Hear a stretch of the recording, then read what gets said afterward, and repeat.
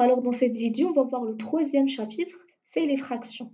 Alors on va traiter tout d'abord la somme et la soustraction des fractions, par la suite le produit des fractions, comment faire la division des fractions, comment comparer les fractions et à la fin comment simplifier les fractions. Alors on commence avec la somme et la soustraction. Alors dans ce cas, si on a le même dénominateur, alors c'est quoi le dénominateur? C'est le nombre qui se trouve en bas de la fraction. Alors le nombre qui se trouve au-dessus de la fraction, en haut de la fraction, ça s'appelle le numérateur. Alors, lorsqu'on a le même dénominateur, il suffit de garder le dénominateur soit par la somme ou bien la soustraction, et on fait la somme des numérateurs. Alors, je donne des exemples. 4 sur 5 plus 3 sur 5. Alors là, j'ai le même dénominateur, et je fais la somme, c'est 7 sur 5.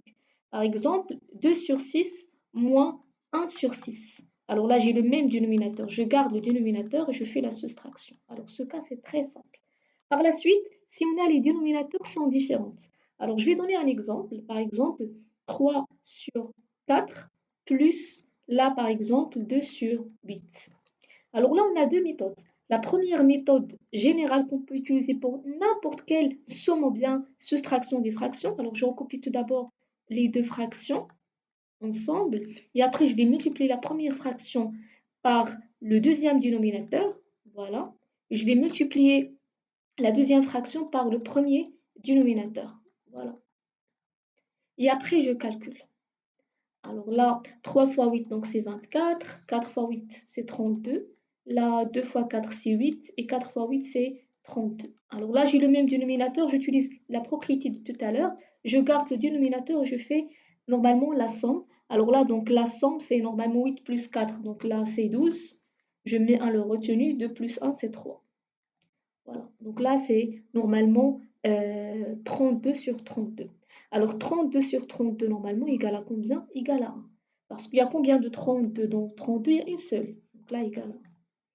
Alors, il y a une autre méthode, c'est que, alors là, on peut regarder ou bien observer que 8, c'est un multiple de 4. Alors, qu'est-ce qu'il faut faire là? Alors, je recopie tout d'abord l'exemple. Alors là, je vais garder la deuxième fraction, le plus grand dénominateur, ça existe dans la deuxième fraction, donc je garde, je ne touche pas.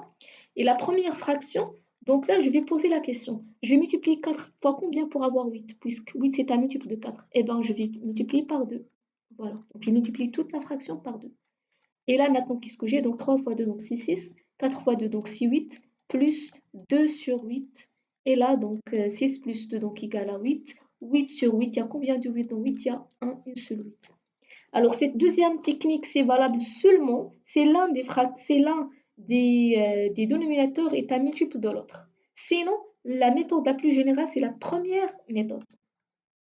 Voilà. Alors là, j'ai une petite remarque, c'est que on peut faire la somme ou bien la soustraction d'un nombre, par exemple 4 moins 2 tiers, comme ça. Voilà. Alors là, donc, qu'est-ce qu'il faut faire? Tout simplement, n'importe quel entier, on peut l'écrire sous forme de fraction, c'est 4 sur 1. Voilà.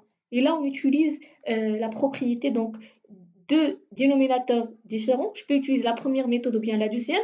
Puisque 3 est un multiple de 1, donc je peux utiliser la deuxième méthode.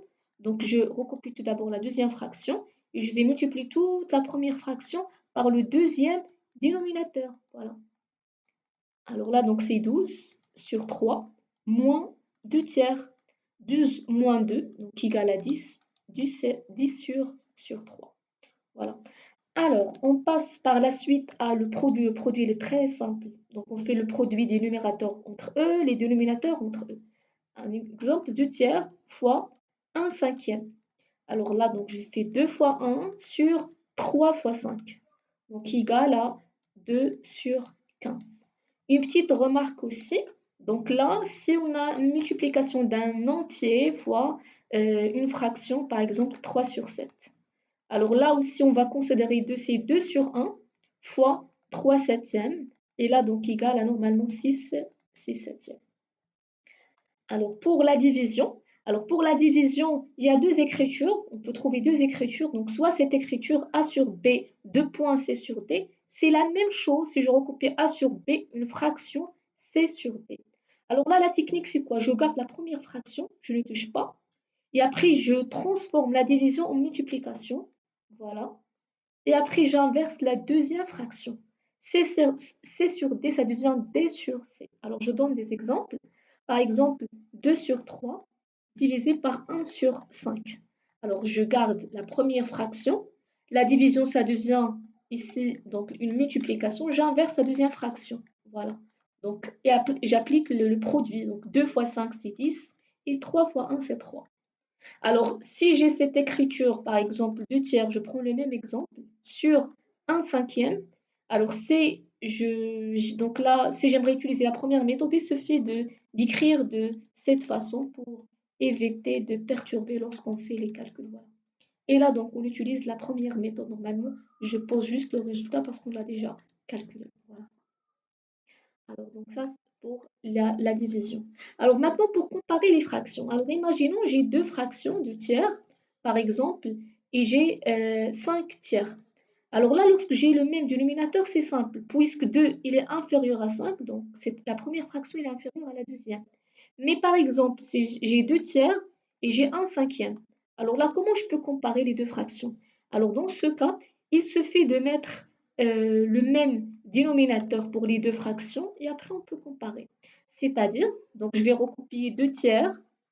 Voilà, donc pour avoir le même dénominateur, je vais multiplier la première fraction par le deuxième dénominateur.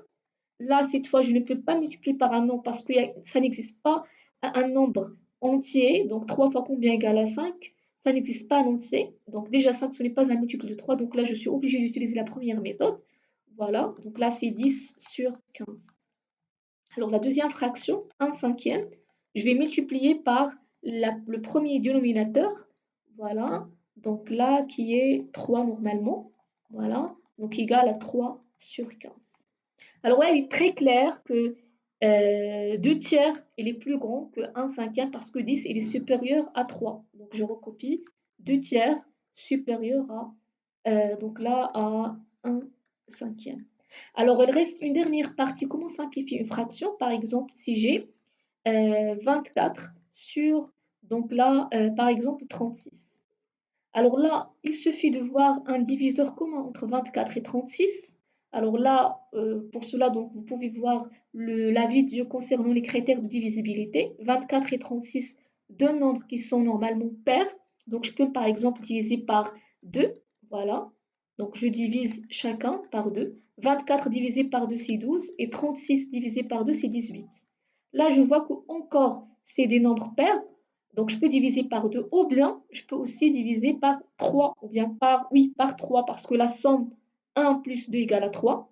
Donc, c'est dans la table de 3. Voilà. Et 1 plus 8, c'est 9. Et 9, c'est dans la table de 3. Donc, je peux diviser par 3. Alors, ces critères sont déjà bien représentés dans la deuxième vidéo.